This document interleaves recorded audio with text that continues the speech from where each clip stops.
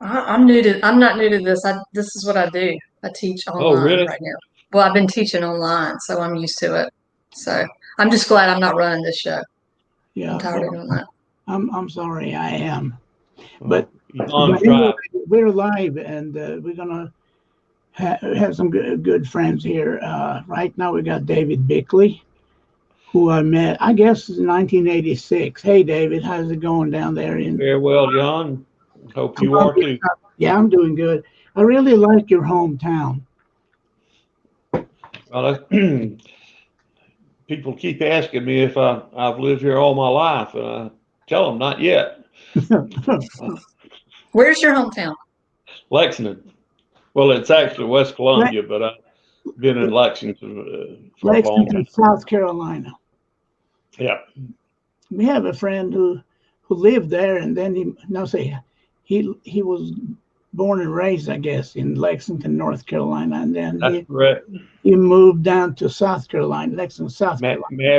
Married a local girl. Yeah, and then he moved back to Lexington, North Carolina. Fantastic mandolin maker. Yes. Yeah. What are they called? Rattlesnake. Yeah, rattlesnake. Olin Davis is a remarkable mandolin maker. Well, tonight we are going to talk to the promoter Milton Harkey, who started the Denton, North Carolina, the Doyle Lawson and Quicksilver's family style bluegrass festival. What year, David? You were there from the very beginning. Um, Milton and I were together. That was over Christmas 1980, and the first Denton was in July 1981. But over Christmas is when we found the venue, and you could tell Milton got real excited about filling that place up, and I guess he filled it up many times. I haven't been in several years. I imagine Doyle does a good job with it, but I don't know what the crowds are like with this I COVID. actually went last year. Yeah, I've been kind of keeping close. Yeah. And then, of course, we have Kathy Hinton here. The my old partner in crime here. Oh, Yeah, well, she's you a say 86 was your first Denton Young? yes, yeah, I thought you were before then. I don't know what gave me that idea, but that's where we met. You were camping down below the railroad tracks. We thought that was off limits. what? Yeah, it's off limits. I And wasn't allowed to go there. what I happened? know, yeah. What happened? You had to have permission. Yeah, I heard What about happened at Denton had stayed at Denton. it. I went. I have no idea how many years I went, Yeah, but I'll bet you I did not go to the stage a half dozen times no, I was because going to everybody that jam. was on stage eventually Yeah, came by where we were, and we had more fun jamming than the show. yeah. Yeah, that was But fun.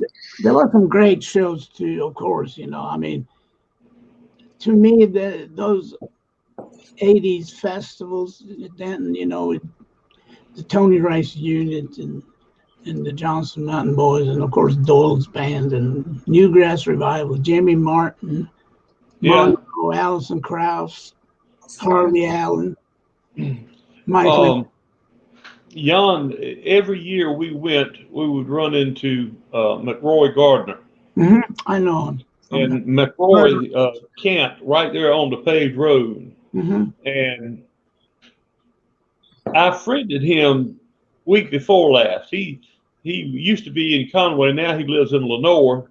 But I was trying to get an update on Jenny Lynn. Um, that's where Jenny Lynn got her start meeting Bill Monroe and playing with Bill. And she's out of the playing now, but she's a Yeah, wife and a mother up in Nashville. yeah. Well, You know, I was going to say those Saturday night sort of highlight bands, like the Bluegrass album band or the Rice units, you know, that was something special. I mean, I'd say Tony Rice is the closest we've had to a rock star in bluegrass music. People, Well, he certainly fit the bill. I mean, I mean, he gave the whole bluegrass music lift. community a kick in the tail. Yeah, yeah. So did Allison. Yeah. And now you got Billy Strings coming along. He's doing the same thing. Yeah. In a different mode. The Newgrass Revival, the year they were there, I remember they were coming on, and the entire audience got up and left, and another entirely new audience came in and sat down. Yeah. And so that happened to the Rice unit down at Myrtle Beach, I think. The Thanksgiving festival, and it probably was in '86 or '87. Tony and them, you know, are playing, and I bet you 80% of the audience left. Yeah. Too modern, you know. And no banjo. He has to have a banjo. Yeah, the no banjo, right. So, Tony said, Tony said over the PA, he said, just pretend there is a banjo here. Well, you know, the Manzanita album, there wasn't a banjo on that album at all, but you really didn't miss it. Absolutely not. That's about the most complete album there is, I think. But I'm going to find something from Denton. Okay. This is from, 1986, and from Doyle Lawson and Quicksilver Family Style Bluegrass Festival at Denton, North Carolina.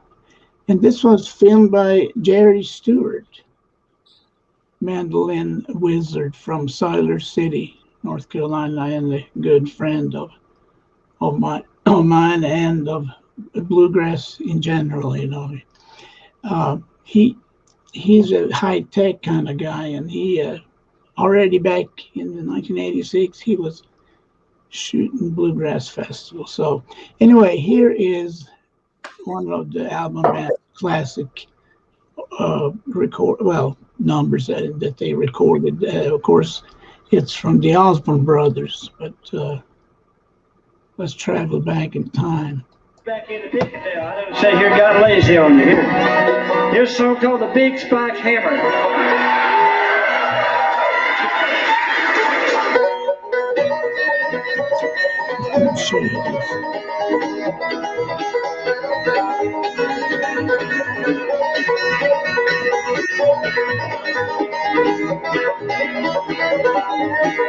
J.D. Crowe.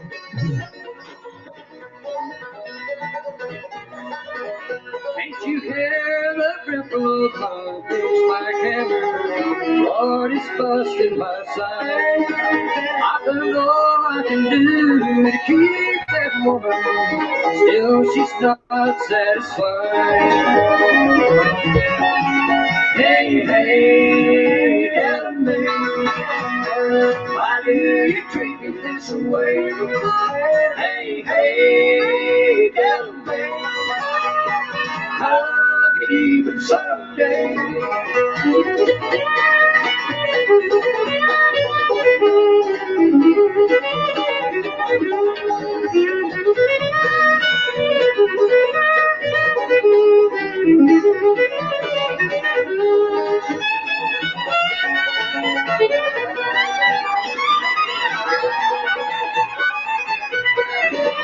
I'm the best hammer swinger in this big section game. Big Bill Johnson is my name. For this hammer that I swing for $1.50 a day, it's all for my Delane. Hey, hey, Delane, why do you treat me this way? Hey, hey, Delane, I could even someday.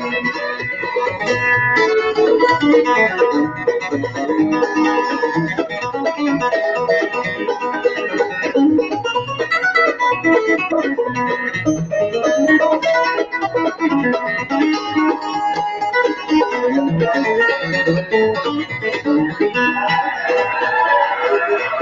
I've been lots of places and not much ain't done. There's still a lot of things I'd like to see. But this hammer that I swing, oh, the woman that I love, yeah, one's gonna be the death of me. Hey, hey, Devin, baby, why do you treat me this way?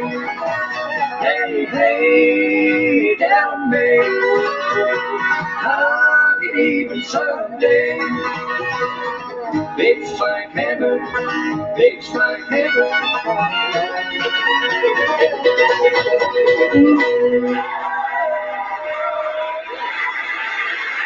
Thank you. Okay. Rocking the hair. Right now, things seem bad. I'm not that it doesn't need to be said, but I am a little challenged with the technical. But you know, my right hand man he's not here tonight, Seth. And well, we got Georgia Kate Edgerton here, following us. Y'all and Mom, love y'all. Yeah. Well, so we're gonna have to call Mr. Harkey again since the show is about him, you know, or about the festival. But yeah. So David, how did you know Milton to start, or how did you meet him to? Back in the late 70s. Uh-huh. It was kind of a funny story, well, an unusual story.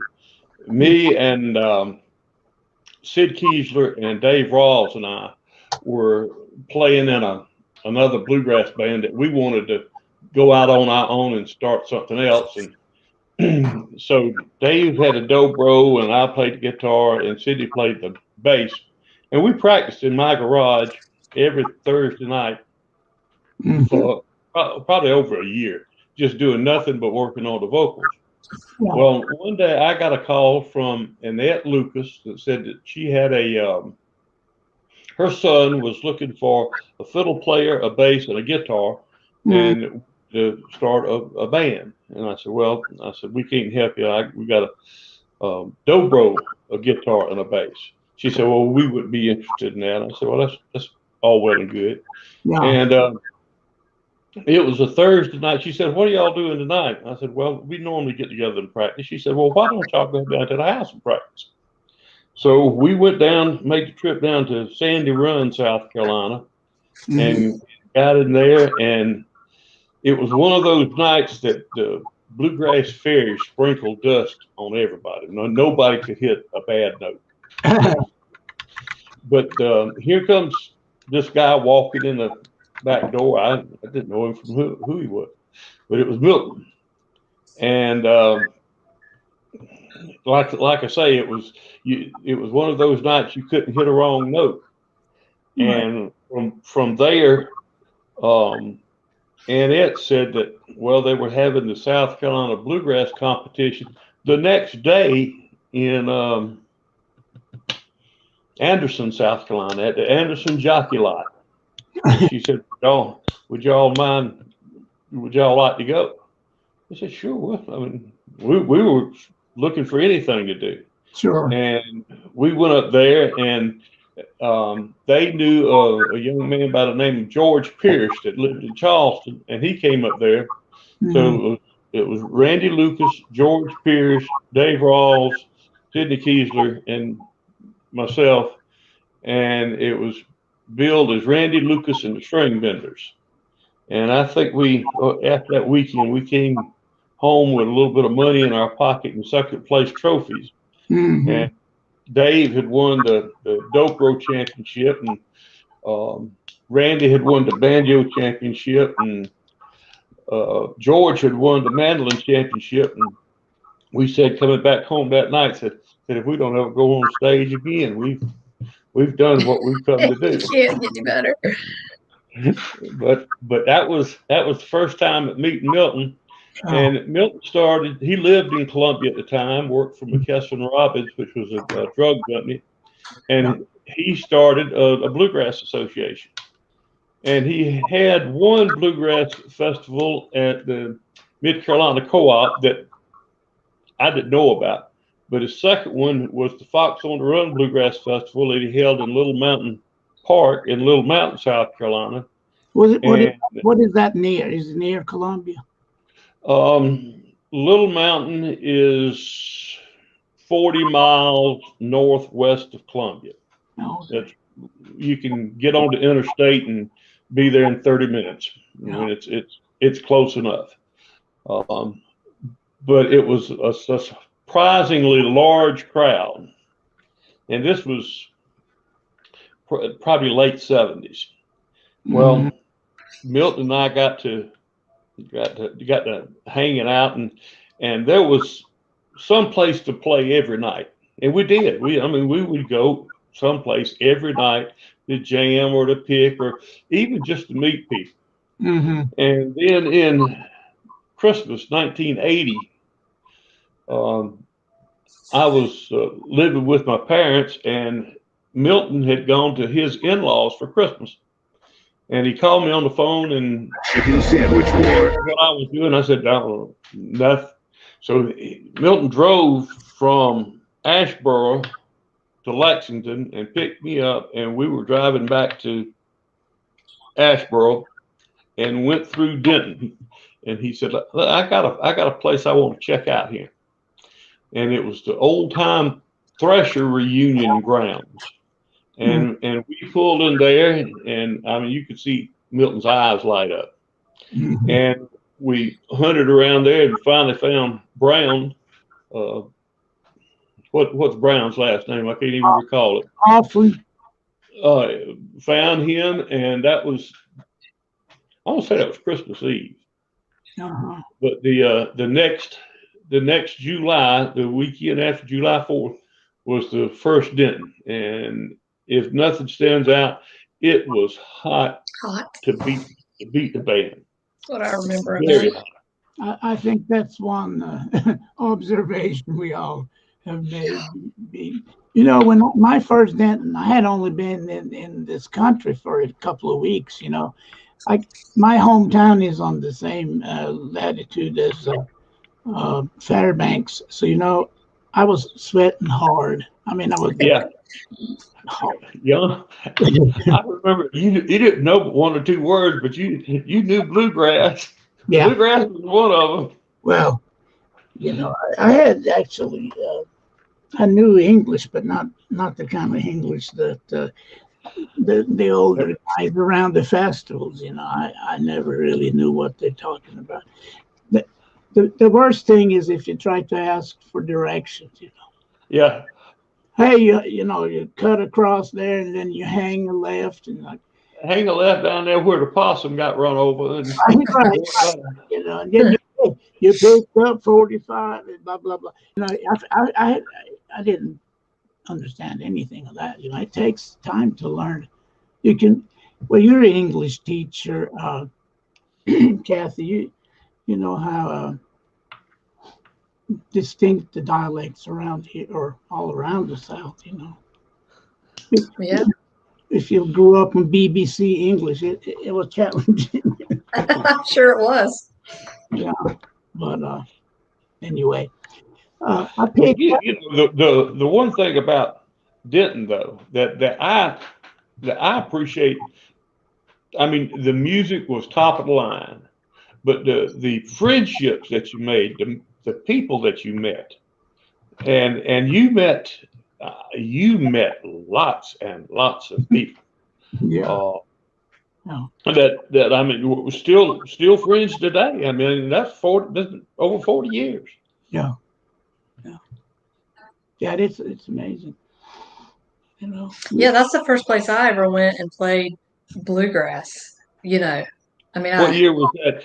Yeah. It was probably '88 or so. I mean, I had graduated from college and I didn't really, listen to bluegrass a whole lot. And I just kind of got into it. And that was the first place I went. I went with the first time with Pat Holland and Jim Catlett. And it was these older guys that just kind of were like, "You need to go. They kept saying, "You need to go to Denton." And I was like, what is that?" So that's who I went with. And I remember what you're saying. I just remember being so surprised that I could just walk around with my guitar and just join in Yes, anything, yes. wherever I went. And, being a girl, walking around with the guitar, trying to flat pick a little bit, that was exciting. Well, Jenny Lynn Gardner, she got her start up there, and I mean, she was like 6. I mean, the mandolin was big as she was. Yeah. Hey, David, is she a daughter of McRoy Gardner's? McRoy Gardner's daughter played with Della Mae. Okay. Oh, okay. Yeah. Roy and his family, the whole family, camped right down the paved road. And his Jenny Lynn played the mandolin, and I want to say his son was playing the guitar, and McRoy played the banjo. And it was a family band. But Jenny has gone on to play with Della Mae and had made a career out of it. Alison Krauss came up there when she was a teenager. Yeah, she was 15, I think, when she went up there. I want to say Goodfellas, the band Goodfellas now out of Virginia up there. Ralph McGee was up there, couldn't play anything, and it didn't have an instrument. And at first he picked up the bass. And after a year, we told him that wasn't his instrument. So he put that down and picked up the mandolin, and he's done wonders on the mandolin. His brother Rex, I think Rex played with John McCowan after the Newgrass Revival broke up. So, I mean, that's been a lot of people that come through Denton that the tentacles go everywhere. Yeah, I mean, people like Clay Jones and Brian Sutton and Gene. Clay was young, what, mid-teens, something like that. May have been a little bit older, but on that guitar, I mean. Yeah, and Brian Sutton too. I was in a band with him. When he was 15, he was already just a monster player. Yeah. I mean, Clay is one of my favorite guitar players these days. I mean, as far as musical talent, he can cut it. Yes, indeed. So I picked up the piece here that I think. Let's see, it might take a little time here, but I'm gonna work hard to get this. So let's see. Some kind of commercial playing here. Ain't over yet. Oof. The new signature sandwich, only at Zaxby's.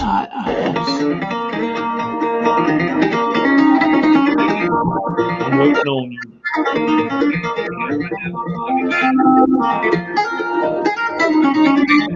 Okay, gotcha.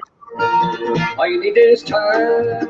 All you need is time to make it bend. Kick it around, don't be rude. Put it to the test and I'll give it right back to you. It's cold on the shoulder and you don't let me get a little older.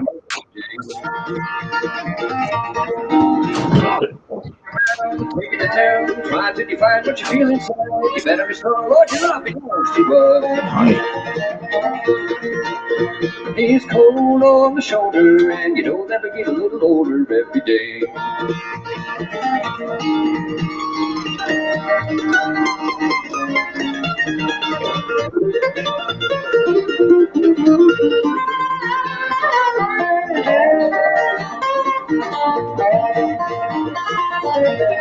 All you need is trust.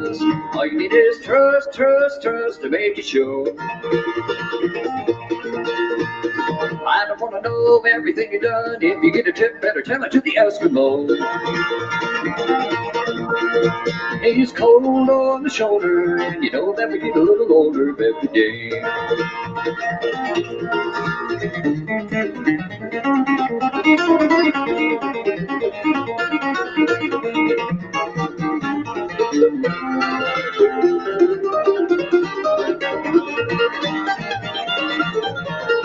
All you need is faith.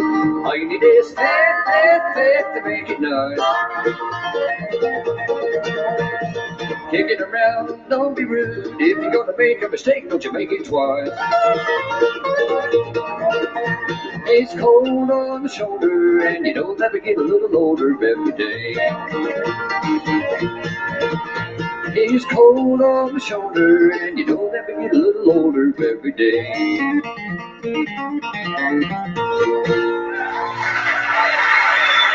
Thank you. Jan, I just talked to Milton. He said he'll be on here. Well, when I spoke to him, he said about 6 to 8 minutes, and he'll be out of wherever he is, where he can join us. Yeah. Well, that's wonderful. Let's see here. We got Valerie Hemingway here talking about Over Yonder. Well, Valerie has a Valerie Denny Hemingway. She has a connection. Her uncle, Ike Denny, used to have a bluegrass festival outside of Roxborough, North Carolina. And we played there a time or two with Roby Huffman back in the old days. Hi, Valerie. Yeah. Their son, he plays hockey. He's a hockey goalie. And anyway. In North Carolina? Yeah, man, Hurricanes. You know. Well, here's I didn't Darren have Mark. hockey in North Carolina. Yeah. Darren Moxley, yeah, he's an old friend from the 90s. And he lives, Livewire. I thought about Livewire. right. Yeah. But Well, Ronnie, LRB with when Ronnie and let's see, who was it? It was Dale Perry and Tim Austin and Sammy Sheila and Sammy. Sammy's the only one left out of their original ones, but Tim's in Nashville now. Ronnie's in Nashville now. yeah. And I don't know where Dan is, but you can bet he's playing bluegrass. Yeah. Well, they're all extremely talented, and they work. I was just looking here where it's talking about Lou Reed and Terry Balcom in Carolina. Lewis played with a band.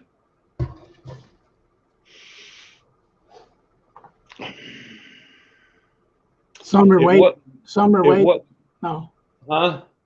Lou Reed. Yeah. He played in a Moon Creek. No, This was before then. He played in I want to say it was a house band down in Greenville. It wasn't Wood and Nickel, but it was something like that.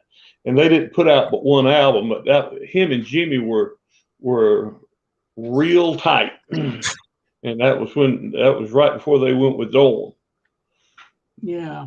But Milton and I went up there to see them. Mm-hmm.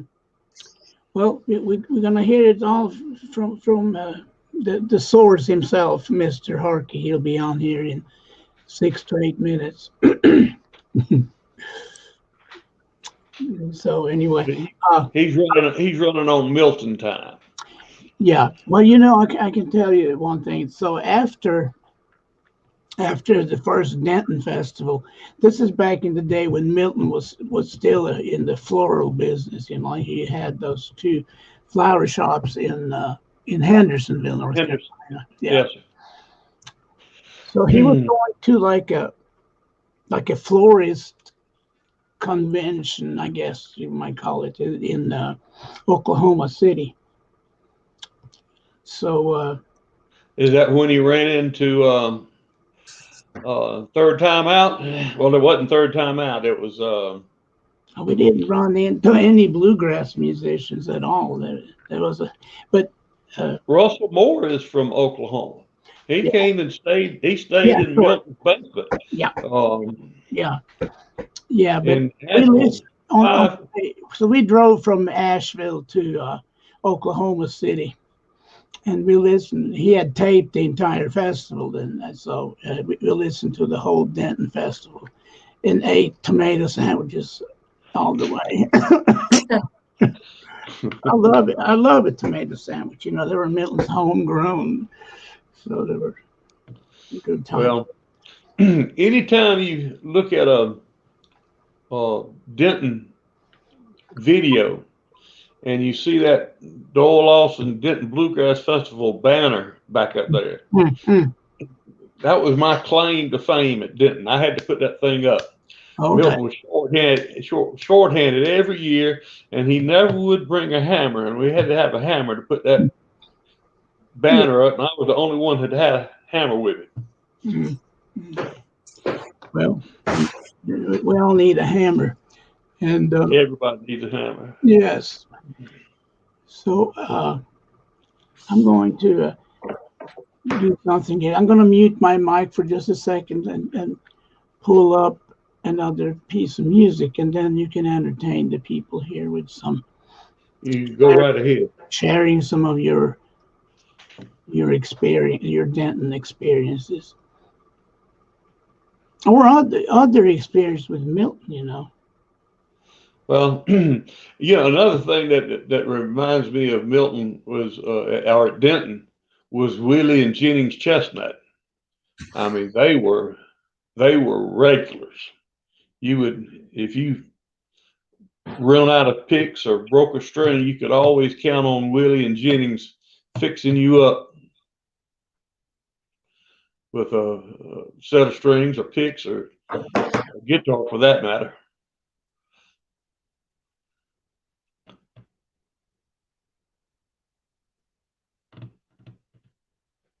We have this very irritating commercial running in the background. I was gonna say, I've seen that one on TV.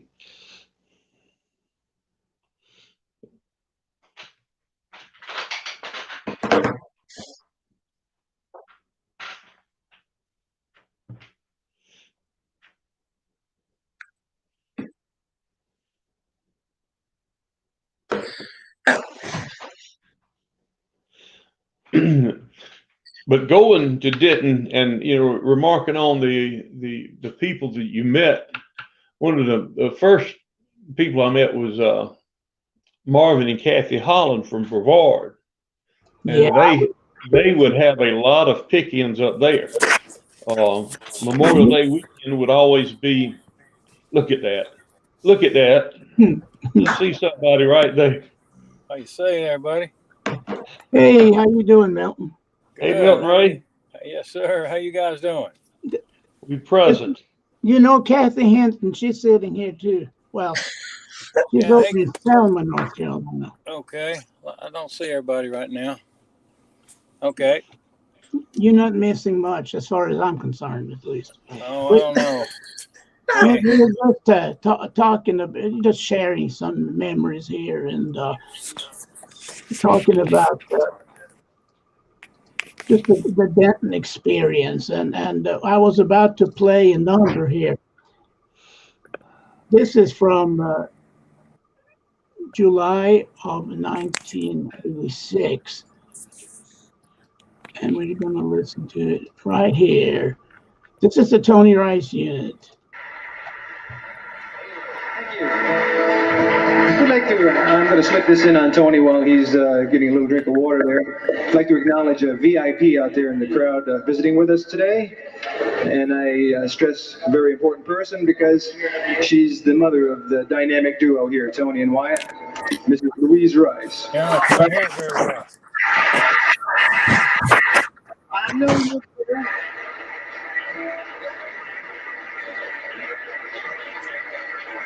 no, she's there.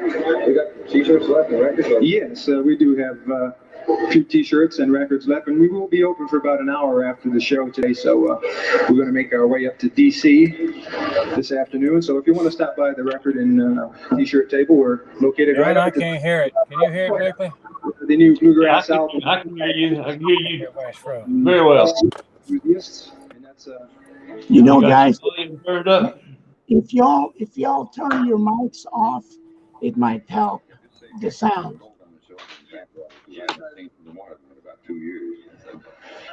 We'll do this tune here for Billy Brister, I think it is, in the state of Mississippi. It's an old grass tune called the 9-Pound Hammer.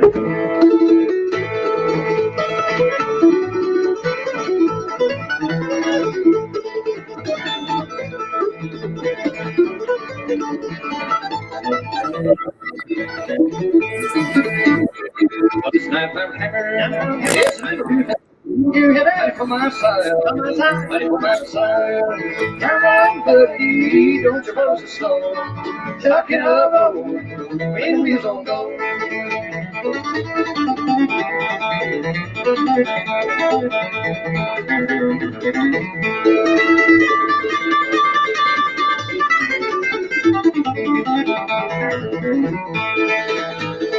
Well, it's a long way to Harlan, long way to and a long way to Hazard. Cutting it deep hard and continuously. Come on, buddy, don't you go so slow. Tuck it up, when the wheels on go.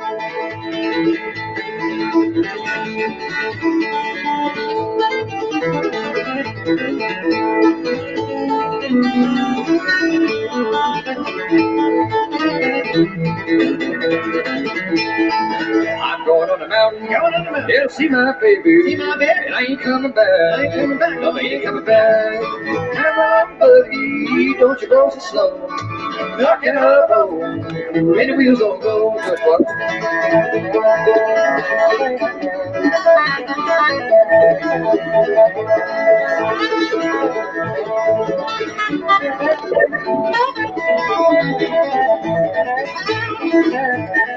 Well, it ain't one hammer is in this tunnel, let it ring like mine, let it ring like mine. Well, on, buddy, don't you go so slow.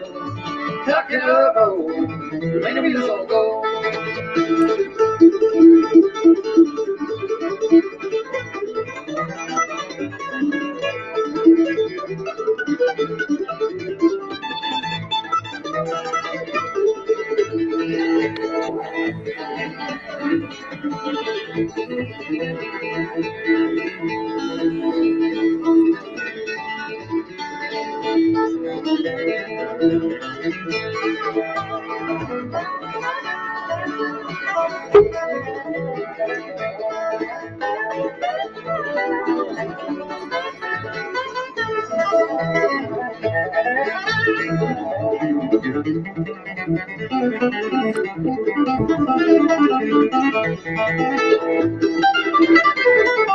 My picture gone. And when I die, you can make my tombstone out of number 9, out of number 9 coat, out of number 9 coat. Come on, buddy, don't you go so slow. Knock it out, ain't the wheels won't go.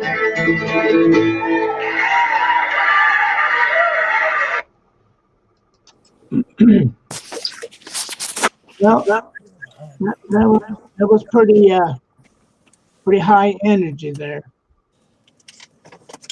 Yes, sir. So I think yeah, go ahead, Milton. that's something that David Bickley and I dreamed about 6 years before that, didn't we, Bickley? Yeah, we were just talking about that, and we had gotten, I guess, it was about Christmas of 1980. David, why don't you kind of take over here, and you and Milton can talk about this. Well, it was like I say, Milton was in Asheboro or en route to Asheboro, and I talked with him on the phone, and he turned around and came and got me, and we were going to Asheboro. I want to say it was Christmas Eve, and pulled into where they had the Thrashers reunion, and that was Christmas of '80, and July of '81 was the first Denton. Yeah. Who were some And of I can't put together what years so and so was there, because it got all kind of runs together for me. I mean, I remember when Russell Moore, Milton, did Russell come with Dole, or was he there before that with his own band? Southern Connection, I believe. Yeah, he was there with Southern Connection. Yeah. Yeah. But I remember him living in your basement. Jan has lived in your basement. We have all Milton's basement. I spent a night or two in Milton's basement. Yeah, and that's where the Bluegrass album band warmed up before we went on the tour. Yeah, that tour is really a big deal. I think it's there was an 11. They came into the Union Hall in Pisgah Forest at the Acoustic Union Hall, and that's where we had a welcoming committee for them. Yeah. Well, that's right. So the first, did y'all go? Yeah, go ahead, Milton. I'm sorry. If I could follow up on your thought there about the beginning of Denton, I wanted you to go up and take a look with me and just see how things were up there. And we went up and I think we stayed in Asheboro at my in-laws' house a day or two, something like that. And I had the whole family up, and you and I went out there and just asked somebody who owned the property, and we went from one house to another. Do you know where he is? No, but last time I heard he was about an hour ago, he was over here. So we go over there, but we finally tracked him down. And we talked with him about it and told him we want to have a family-style bluegrass festival. And he kind of looked at us funny, because a few years back they said the same thing about that festival up in Union Grove, North Carolina, which was not quite family style. But we told him that, and it was really, really funny to me. I said, well, we're not sure when we want to have it. He said, well, I'll tell you when you're going to have it. So you're going to have it the weekend after I do the old Threshers reunion here. And I said, why is that? He said, because I'm only cutting the grass here but once. That's all I'm going to do. Just going to cut it one time a year. He didn't want to cut it again. There wasn't a lot to cut. It was about 40 acres. I understand that, but so we didn't have a choice. So when we went up there that year and got it done, and we're real happy about it. And I don't know, called Tony back in '82, and we got along pretty well. And he came up in '82, and then '83 we had the tour, and then Tony kept performing there, and it was like he didn't come every year, but he was there a lot of years. But after the second year, when Tony had the show, it was big enough, I'd say, to be considered a national bluegrass festival at that time. And we didn't really know what we had. We just wanted to put on the best music we could put on. And so we did that, and a lot of reunions and things. It was a lot of fun. But if it hadn't been for Bickley, I don't know if I don't know if we hadn't gone out there that day. I don't know when I would have been back up there or had time to. You would have found it anyway. Well, maybe, but I'm not sure. I was just taking up space in the front seat. Yeah. Did you tell the fine folks that it was born at Annette and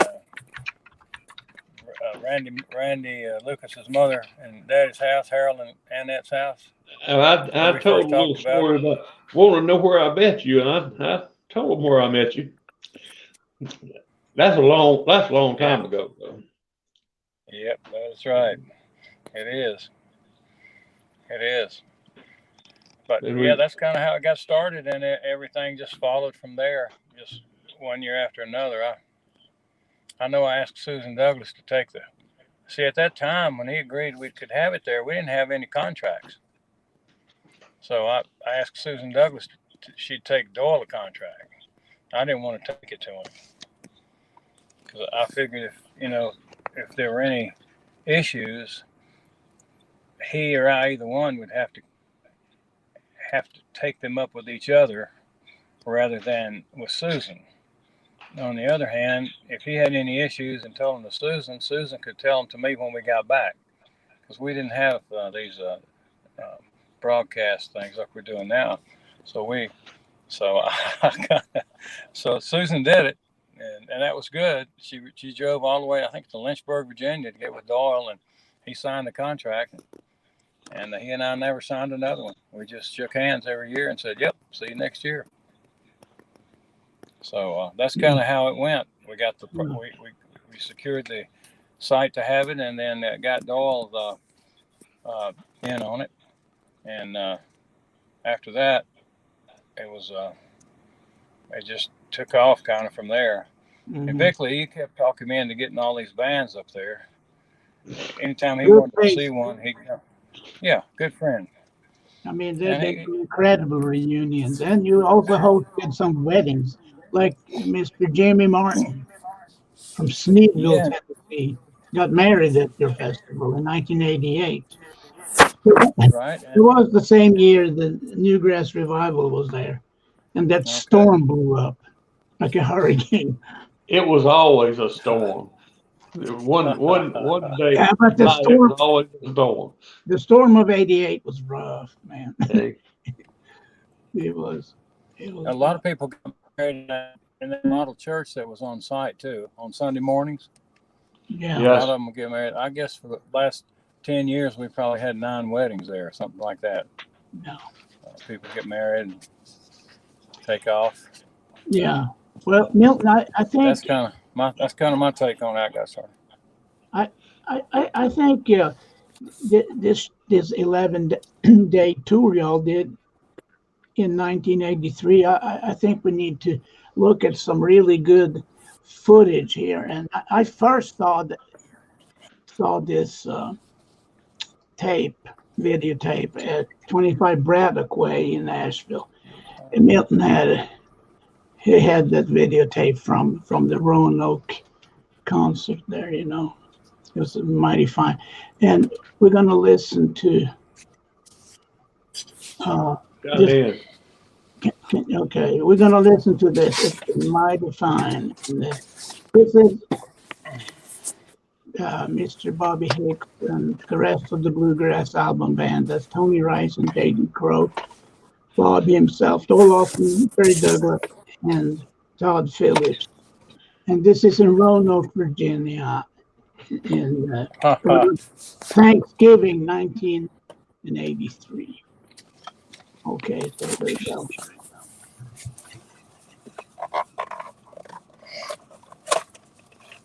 No, go ahead and mute your mic if you will. Please. Okay. The most together we're ever going to be someday.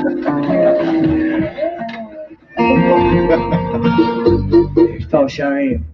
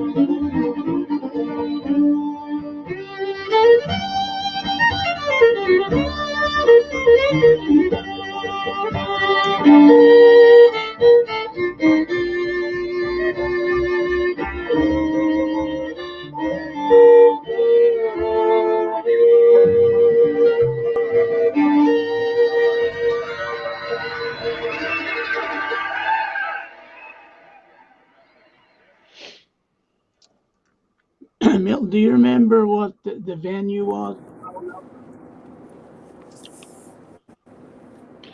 Says Roanoke. You're not driving, Milton. He must not can hear. I'm here. Can you hear me? I'm sorry, I couldn't hear you. Yeah. I was asking, you remember what venue this was, this auditorium in Roanoke? Yes, that was a Roanoke Civic Center. It had just been built. Yeah. I remember standing on stage and looking up at when they turned the lights down and the band started playing. I looked up and it looked like a spaceship up there. It was really beautiful. It was a great place to play. And then when I heard them play, like you just heard that, they could make any song exciting, really. I mean, it's just it's music, a musical song. That band was on. Yeah. There's some sound reinforcement there by Mr. Mike Southard, I believe. Mike Southard, yes. Mike Southard was running sound there. Yeah. He worked at Denton several times, I believe. He did. He worked at Denton quite a few times. He had the most sophisticated equipment. He had to run digital delays back to the back part of the under the cover there, the concert area. Yeah. He was the only one that I knew that had those at the time. Yeah. And also the bands liked him a lot because he always had his monitors running hot up on the stage. Yeah. Well, I'm gonna. So this tour, Milton, it started at Myrtle Beach, I guess, or was it Asheville? No, it started at Myrtle Beach on Thursday, Thanksgiving Day. Yeah. We had a bus. We took it down there, and they played their first show right there. Mm-hmm. That was 11 days. Where are you at? 10 more days. Yeah. So I asked Crow before we started. I asked him if he wanted to take a day off in the middle of it, and he said, "No, if we're out, let's play." I said, "Okay." So I just booked it straight on through. Yeah. So you went to, was it DC or Birchmere or?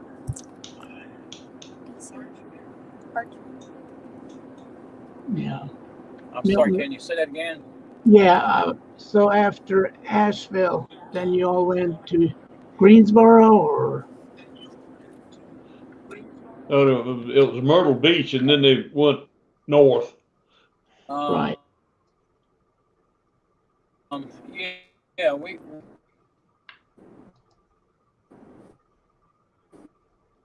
Yeah. Tell you, I think Milton is in the. Must have a bad connection. Bad connection right there, you know. So I think we're gonna just play another number And for the Sunday people. was We're gonna see here. That's that's a typical Milton Harkey telephone call. Elizabeth in Tennessee. Are you in Tennessee? You breaking up bad, Milton. Yeah. There he comes back. Yeah. I'm gonna just go Hey, ahead. guys, I've been dropping service, but I'm going to pull over here right now, and then I'll have it. I'm sorry about that. Where are you? Well, I'm in parts unknown, Jan, right now. And we just had a big tornado come through High Point, North Carolina. Yeah. And I'm in High Point right now, and we had to go out and assess some damage out there and take a look at it. That some roofs and things like that. They just called me out all of a sudden, Sure. and I ended up going. But I tell you what, I'm parked right now, so I'm good. Well, if you go through Lenore, tell McRoy Gardner hello for me. Okay. Yes, sir. He's a good guy. Yes. Oh, so we got something here, Milton, that of course you remember. This is in 1990. You had Alison Krauss on there. I was gonna play a number here, but first we're gonna just hear the eminent MC Sherry Boyd introduce the band here. She's a good one. Are you ready?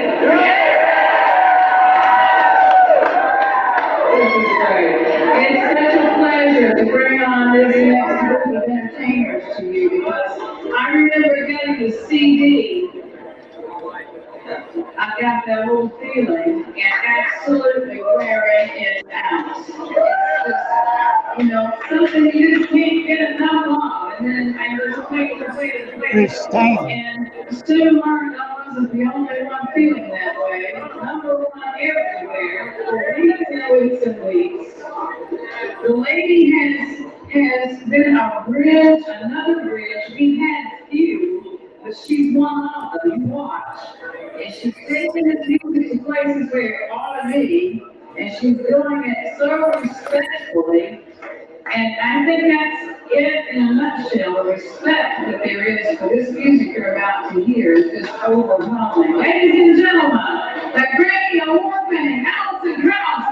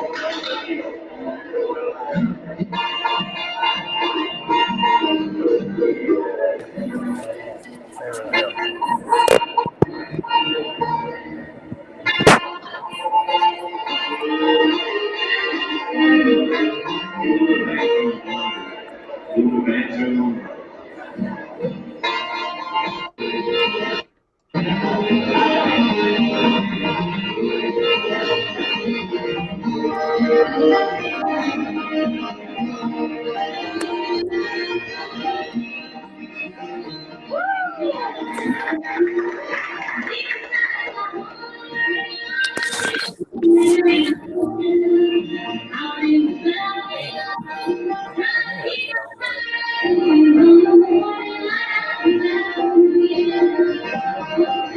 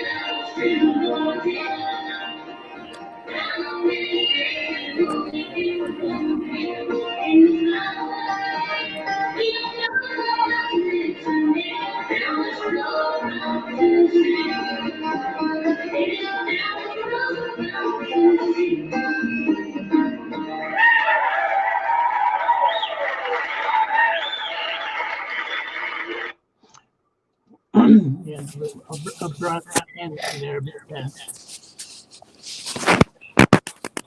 maybe I don't know if it was hard to hear, but it's a little bit of an echo there.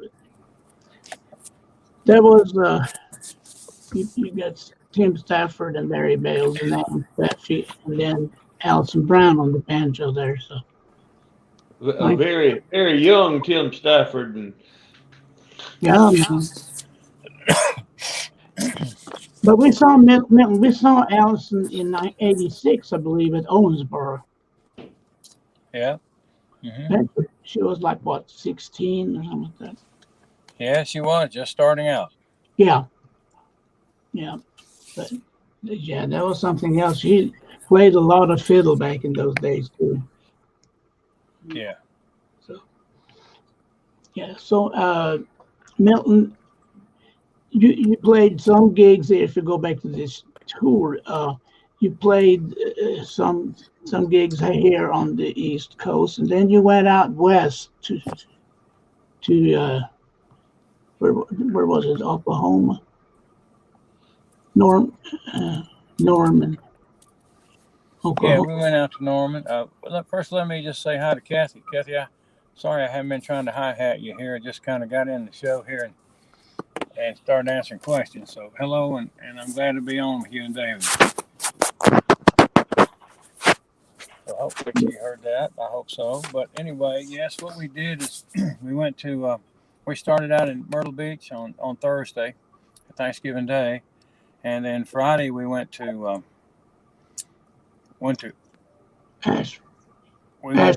Greensboro, and then Saturday we went to Asheville. Sunday we went to Roanoke, Virginia. Monday we were in Elizabethton, Tennessee. Tuesday we were in Columbus, Ohio. Wednesday was Norman, Oklahoma. Thursday was Fort Worth, Texas at the Will Rogers Theater.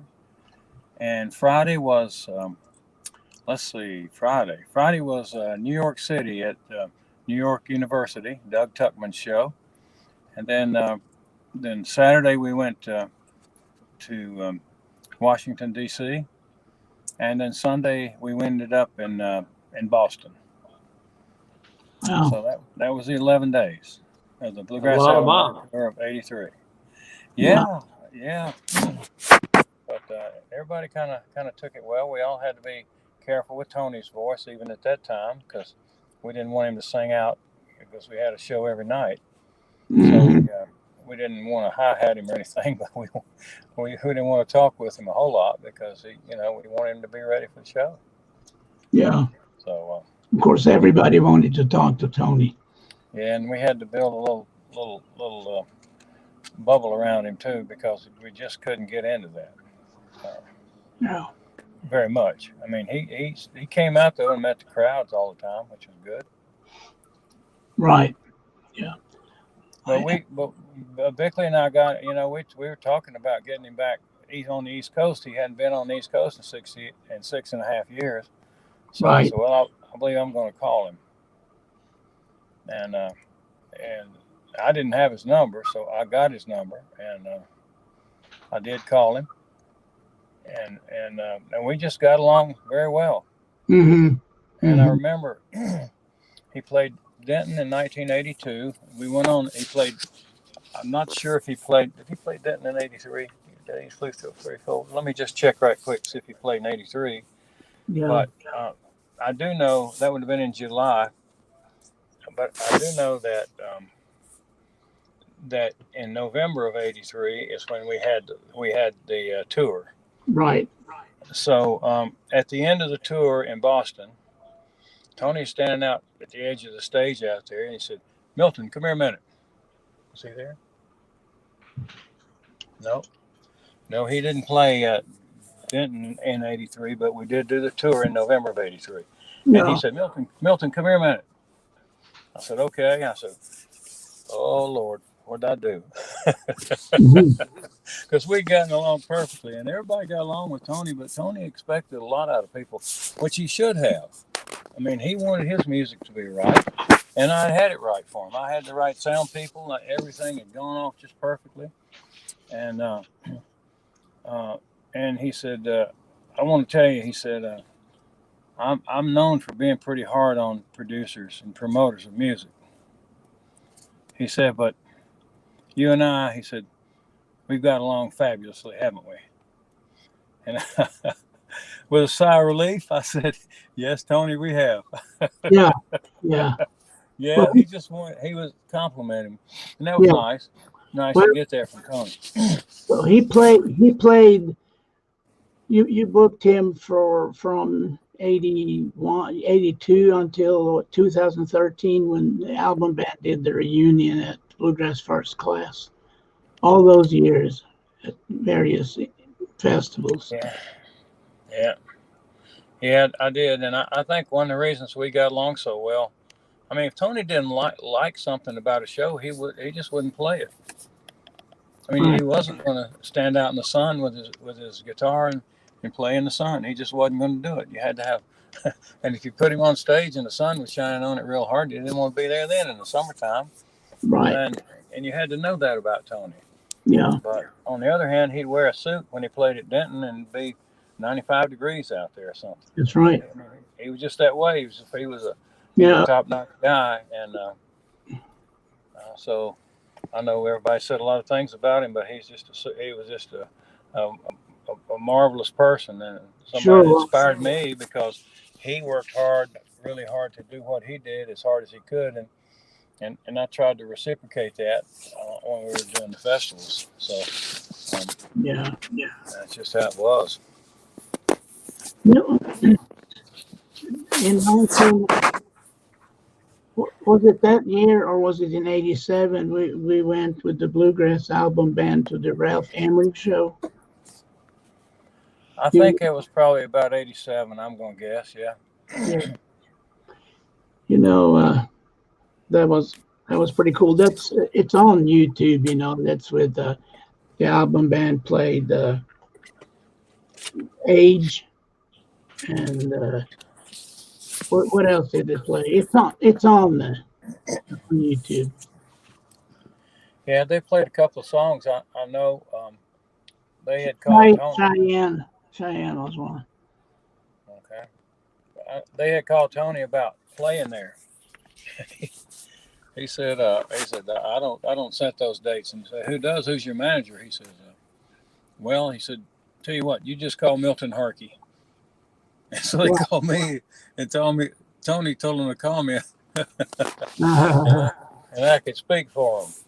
And so anyway, I just found out what they wanted and then called everybody, and we all went up there. It was a lot of fun. That show was.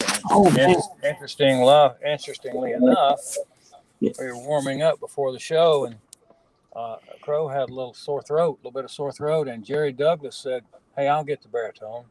Crow said, okay, good. So if you saw Jerry Douglas on that performance singing baritone, that's why he did it. Yeah. They did Devil in Disguise too. Yeah. Yeah. Probably just those two songs, as I recall. I think it was Cheyenne too. I think they did 3. Oh, did they? Okay.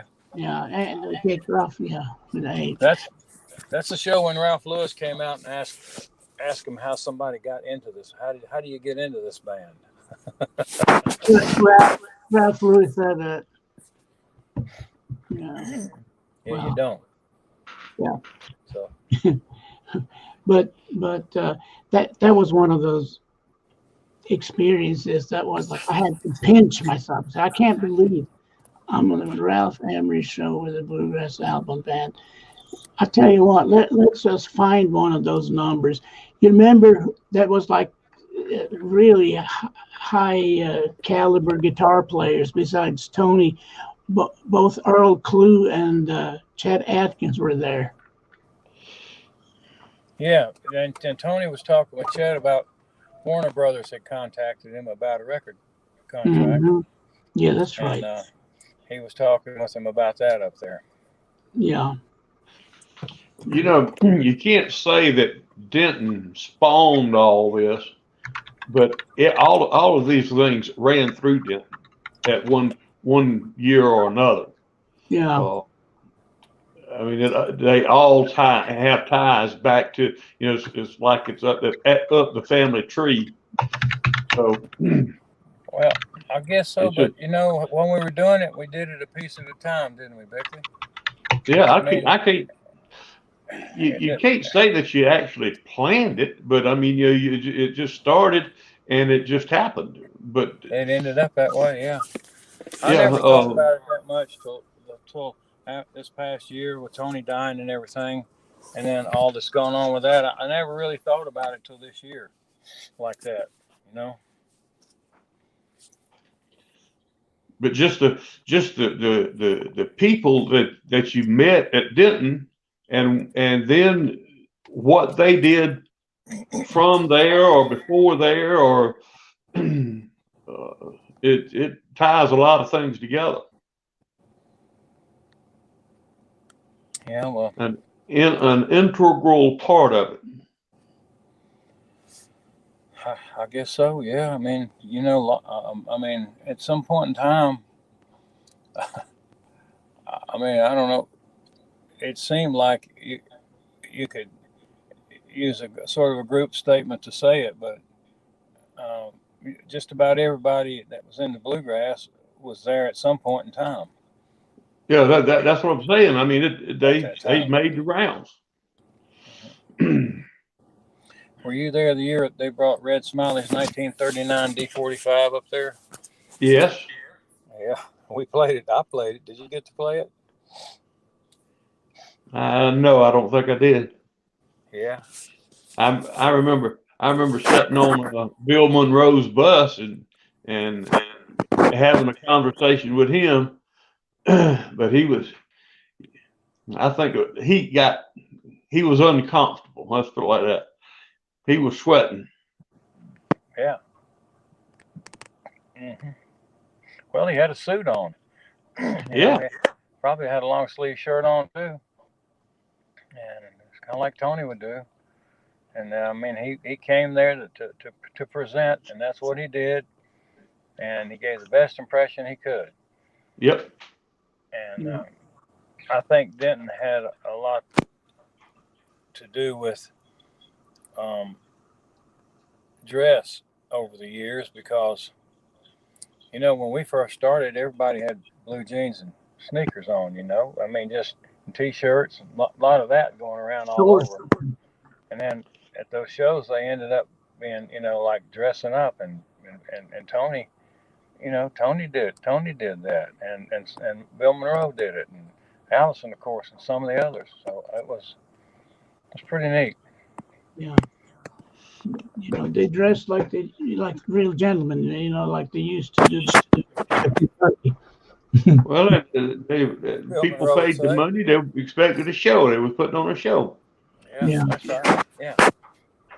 Yeah. Yes, sir. So let's just take a quick listen to this Bluegrass Album Band from the Ralph Emery show. What was it called? Nashville Now, I believe. I think probably, yeah. Probably Maybe. So. It's been so long, I just don't. I don't know. But it's been a minute. It's been a minute. Okay, here we go.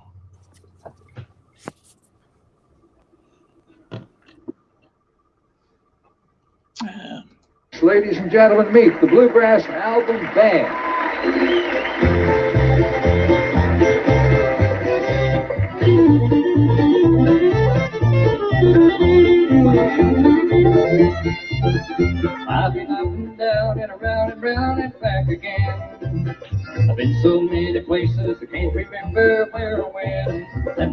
boss was a clock on the wall and my only friend.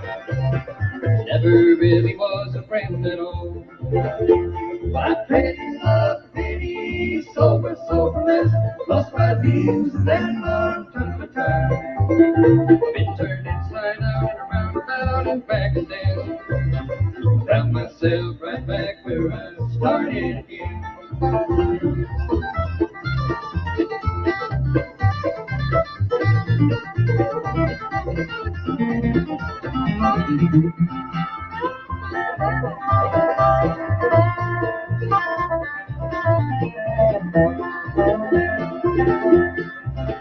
Once I had myself $1 million, now I've only got a dime, and the difference don't seem quite as bad today. Now with a nickel or $1 million, I was searching all the time for something that I'd never lost or left behind.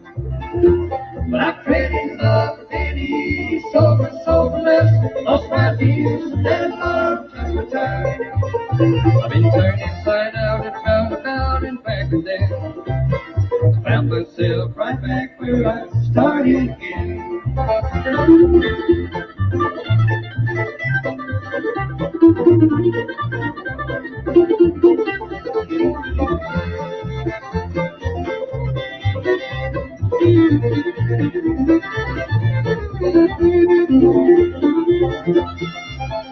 Now I'm in my second circle and I'm headed for the top.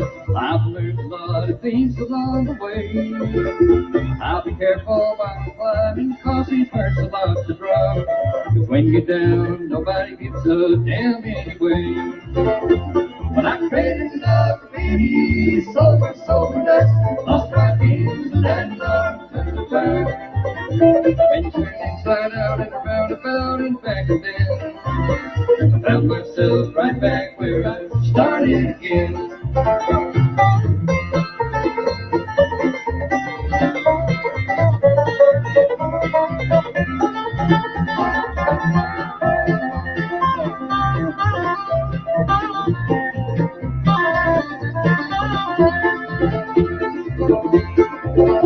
Well, I traded love for pennies, soberless, lost my dreams and then learned to return.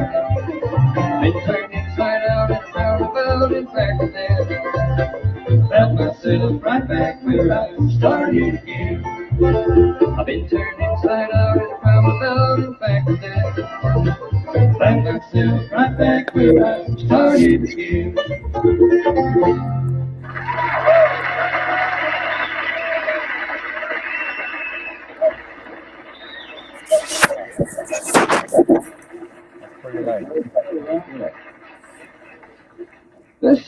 This is an interesting group. Let me point something out to you. I'll check my notes to make sure I'm correct. Jerry Douglas, playing what we used to call the hound dog guitar, the dobro, is in the gallery of greats. And Tony Rice, playing the guitar back here, is in the gallery of greats, which is sort of like the French Magazine Hall of Fame. It means that you have won their poll for 5 consecutive years and you're no longer eligible to win. They just sort of kick you upstairs and say, let's open the door for somebody else. Jerry, how you doing? I'm doing fine. What are you doing since you left the Whites? Lots of recording and playing some dates out on the road once in a while. Just got back from Ireland. Bela Fleck and I went to Ireland for right after New Year's. You guys bounce around and well, you seem to form new groups all the time. Here you are in this group, and you're telling me you've just been on the road with Bela, who's in yet another group. Yeah, well, that was just for fun. That was just for fun over there. And this band is just a recording band mainly. We do shows in the summertime, some special shows once in a while. This is a pretty good band. How do you get in this band? Well, you have to be a hard worker for one thing. I mean, can you audition and let's say that you want to become a member of this band, which obviously is an all-star band. Does the group vote on you? Well, actually, this band sort of happened by accident. It started out as my own recording project, and then as the project went on, the spirit, I think, was sort of lifted by the fact that this could be a band. And so it became a volume 1, and then somebody said, well, let's do a volume 2. And there was a volume 3 and a volume 4. So, and there will be a volume 5 too, by the way. Now, all of you are soloists, right? Essentially. Well, yeah. For the most part, you're soloists. Right. You Doyle Lawson. That's correct. Doyle, is it difficult for guys who are used to playing solo to get in and play with other guys in a band? Well, I have a band, Doyle Lawson Quicksilver, but got that here. And you have a fan club too, obviously. Yeah, great. But no, JD Pro and I worked together for 5.5 years before I went with the country gentleman for a long time. But we all have about the same timing. We understand the music that we're trying to play, and it's fun. That song there, the last time I played it was 1.5 years ago, but you don't play that too often, do you? Well, we don't work together as a band very often. When was the last time? Let me move over here to Mr. Hicks. When was the last time you guys played together? Well, it's been about 1.5 years ago. Yeah. So I suppose then any time you record, you get together. But do you ever go out and appear on stage? Well, we've done one tour. I worked 8 days on an 11-day tour with them. They had to get another fiddle player for the other 3 days. Because you were busy. That's right. Ricky stayed home. How often do you work with Ricky? I work with him all the time. Full time with Ricky. Well, these pieces are super. As I mentioned, I've known J.D. Crowe over there since he played in the Jimmy Martin band, and he has a great reputation as a premier banjo player, as all these guys do. Now we need to take a break here, don't we? Okay. Would you please applaud these awards winners, the Bluegrass Album Band, winner of the Album of the Year. We'll be right back.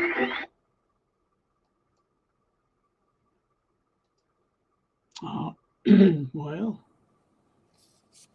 Are we on, Beckley? Yep. Yeah, that's pretty powerful. Yes, sir. Is Kathy on yet? Kathy is probably I'm here. Yeah. Hey, Kathy. Kathy,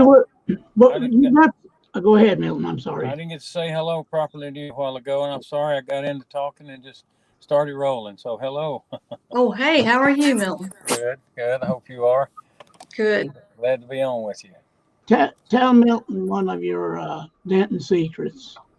One of my Denton secrets? He doesn't remember, but and he looks the same. Gosh, Milton, you're like Dick Clark of Bluegrass or something. Yeah. Lord, yeah. No. He really looks the same. No, I did like the Pizza Hut thing. Oh, you did? Yeah, and okay.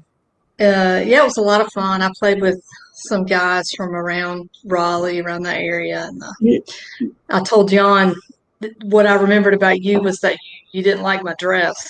I was really sad. Well, now wait a minute. It wasn't me. That came from the judges. I said I had to tell everybody what the judges said. I didn't give my How did you start that Pizza Hut thing? Was that your idea? That was really cool. Well, in 86, the 86 year, I was at Denton, and everybody wanted to play that year. And you just can't book everybody. And some of the bands were good.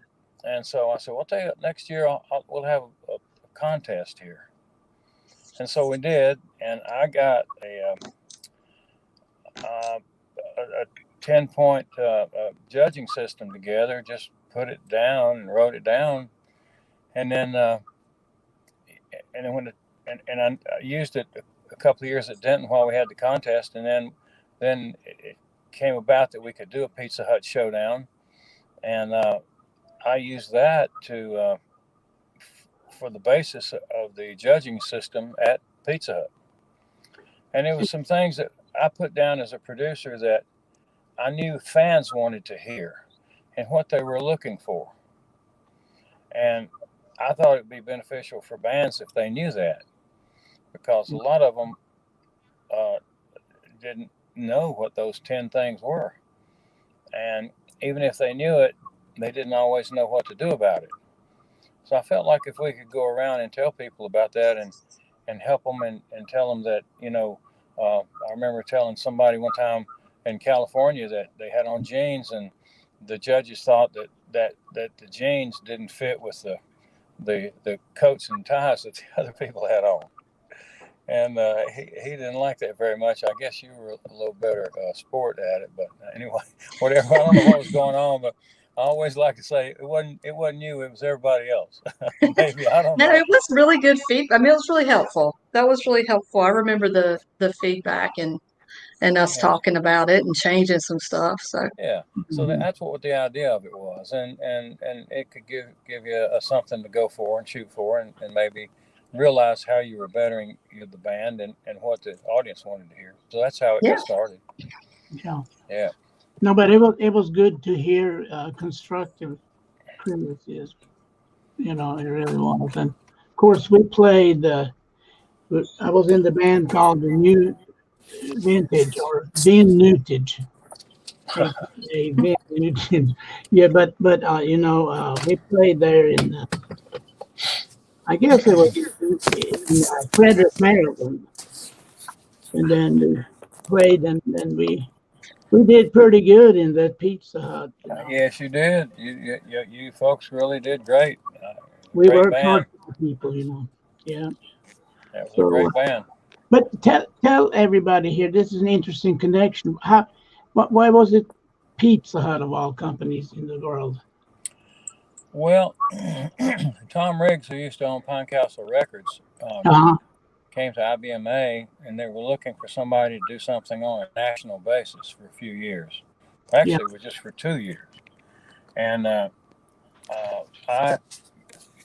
volunteered to him that I did, have the process for an international contest type situation Mm-hmm. that would benefit not just the music, but the bands and also the fans and everybody. And so they said, well, let's do that.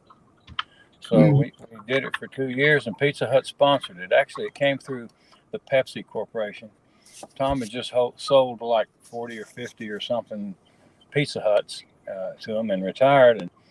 And he said, no, I'm not. And they gave him the paper to sign. He said, I'm not going to sign this unless you give me $100,000 a year for so many years, and I can do what I want to with it, advertising my music and what I like to love, the music I love. So they said, well, okay, we'll do that too. We'll add that to it. So anyway, they did, and he had that money to put out there to get the word out about Pizza Hut, and the Showdown gave him a chance to do it because we did it all over the country and in Canada. Mm-hmm. So that's how that got started, and we did it for 2 years, and they kept extending it, so we did it for 8 years, which was really good. Yeah. Yeah. We had the chance to go to Canada, and that with Tony DeBoer, but you were with us there, Milton, and that was a nice little tour. It's a little short, but it was really nice. What was Brian's last name? Who? You know, Brian, Tony's friend, Tony DeBoer's friend. It's been too long. Yeah. Yeah. I know, but they were really nice people up there. Tony DeBoer is one of the nicest people you'd ever want to meet, and a great friend of bluegrass music, and and done a lot for it up in Canada. Yes, sir. Indeed. So let me have another number here. Why don't you talk a little bit about your present festival that you book every year in February? Okay, could you mind if I make a comment first while it's Absolutely. Apropos to what we're doing here? When we got through with this show, they just played up there. Word came up again about playing together as a band. So I'm going to go back to the album. We ended the tour in Boston, and we all met, and I guess it's the old-fashioned way of doing things, and we had we sort of settled up with everybody, and Bobby Hicks made the comment. He said, well, we've all talked about maybe getting together as a band. What do you think? And And so I say that publicly because that's what actually happened. Everybody there, each performer was in that discussion. And we were all there and we discussed it and talked about it. And I don't mean to leave you hanging, but we all agreed we wouldn't talk about it to anybody else unless we were together again. That's how we left it. Because we didn't say, well, we kind of said it's one way or the other, but it was a lot to be said about it and very interesting. But I can tell you that it was talked about. And then after the show, a couple of them brought it up again. Because when you play music like that and play it that well and that beautifully on stage, and I mean, I'm sure there are other bands that did this, but I only recall Flat and Scruggs and Bluegrass Album Band. They were on every time they stepped on stage. Every single time. They were at their best. I don't mean they were all at 80%. I mean they were all at their best.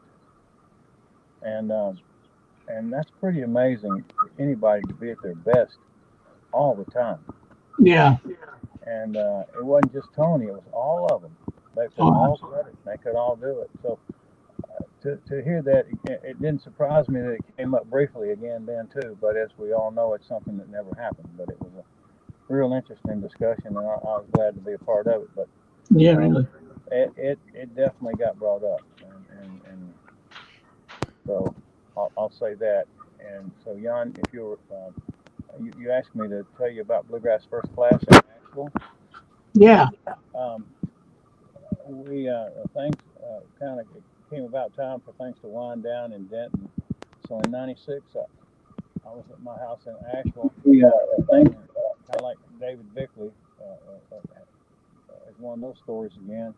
But I just thought, well, we put 4 great bands together on one day and 4 great bands together and let them play 2 sets of music and do the same national acts on the next day, people would want to come hear that.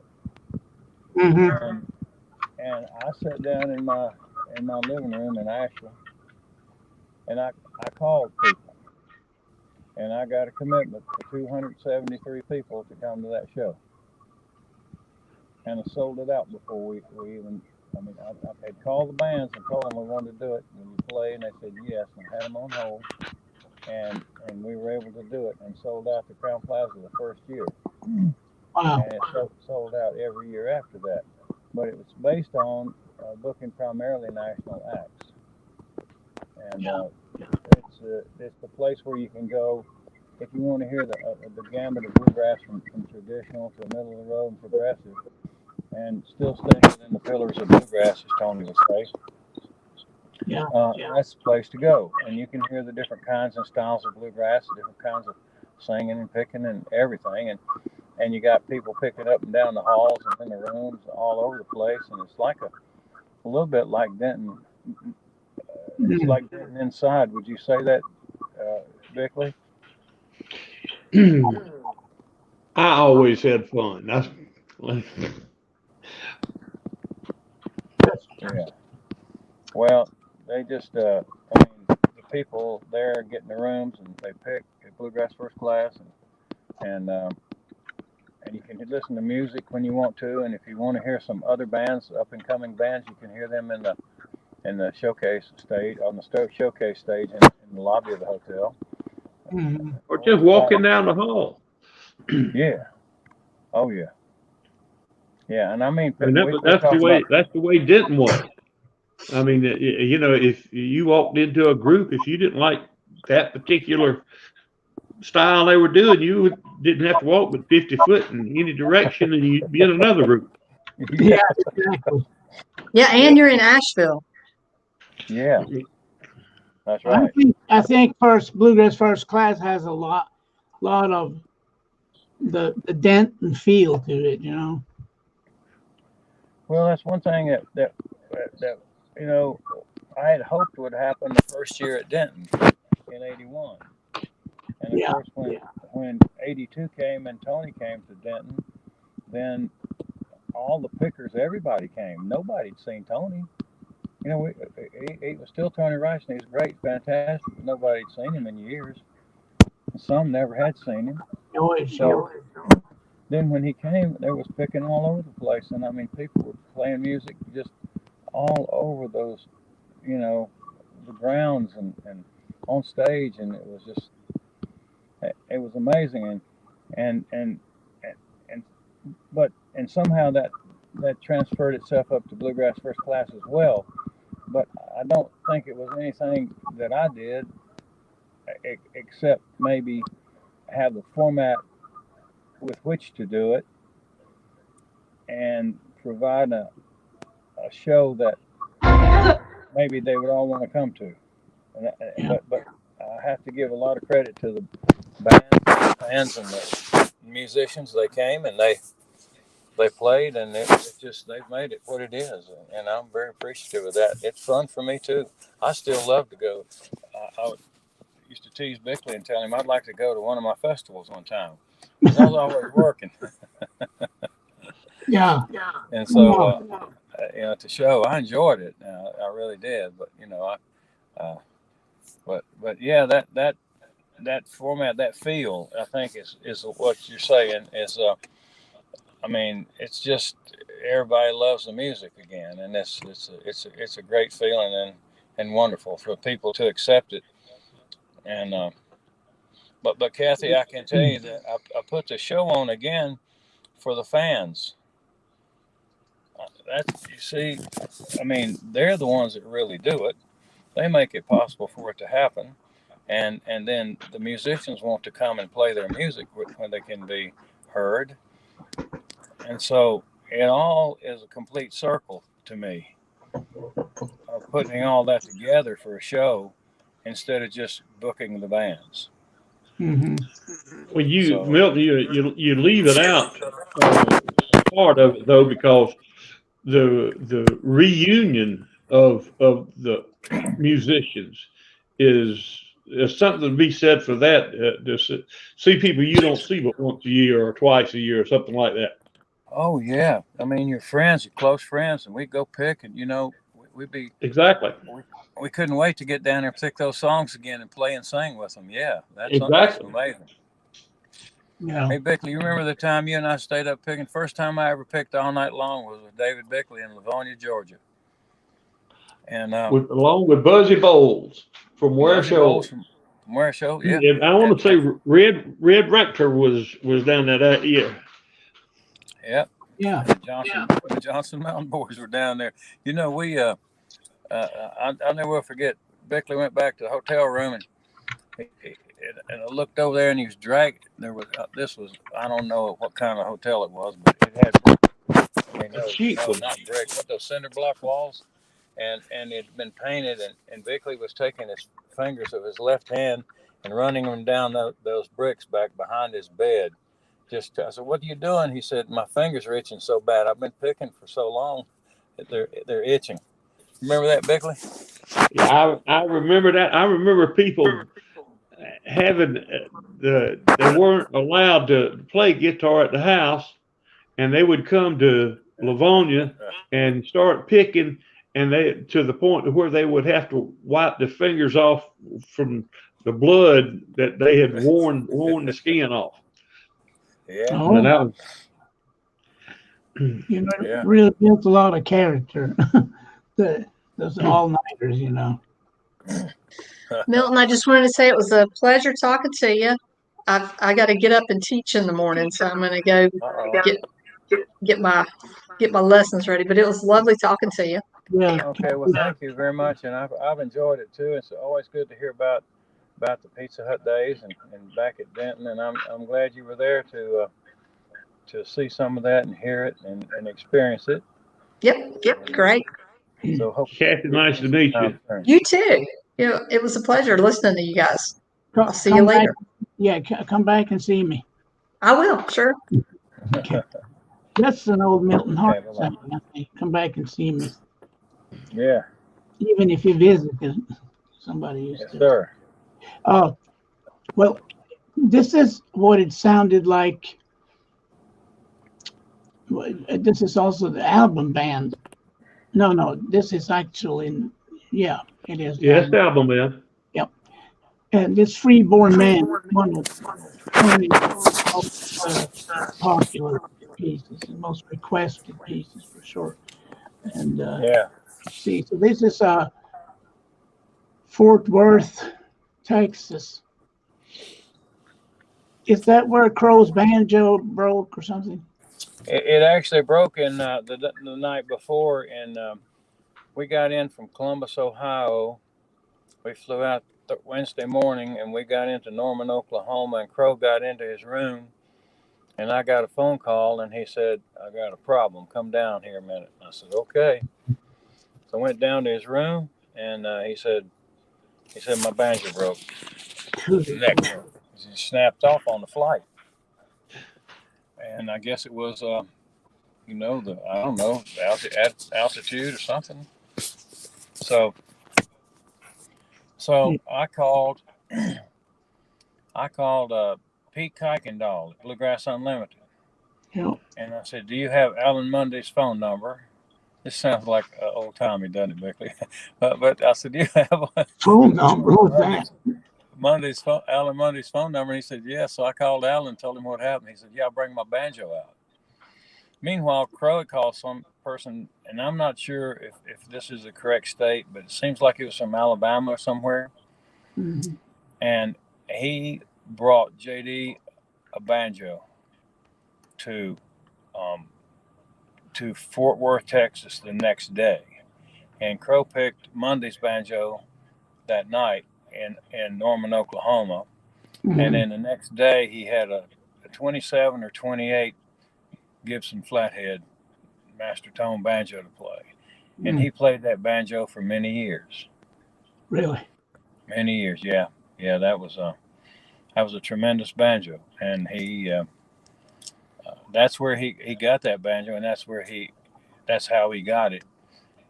His neck snapped. So no. Yeah. Well, we're gonna use a number here from Fort Worth here, so we'll start it. Well, I was born in the Southland some 20 odd years ago.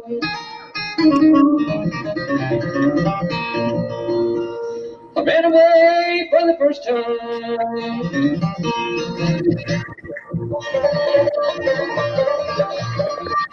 I was only 4 years old, a free-born man.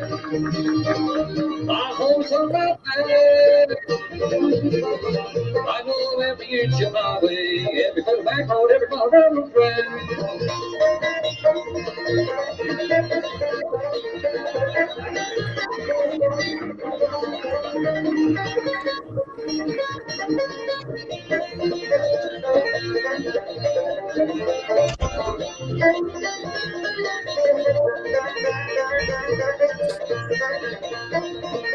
I'm a gal in Cincinnati,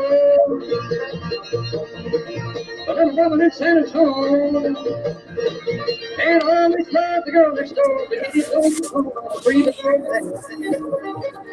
I'm always on my back. I know every inch of my way, every foot of back road, every mile around the track.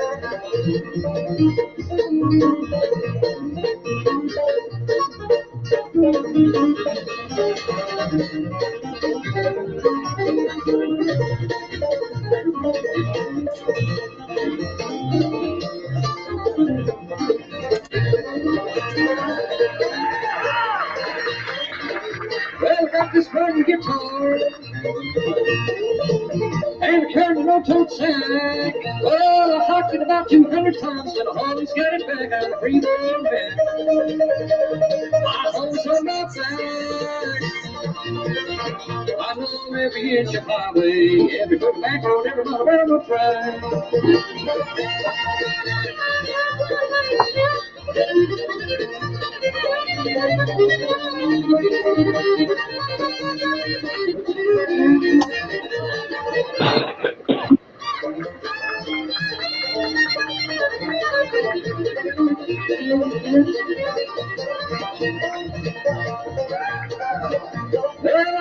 in the Southland.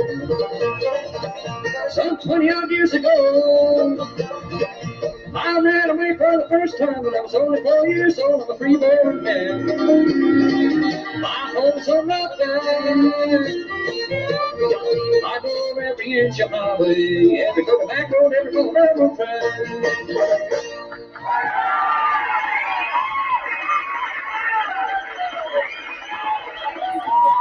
What a song.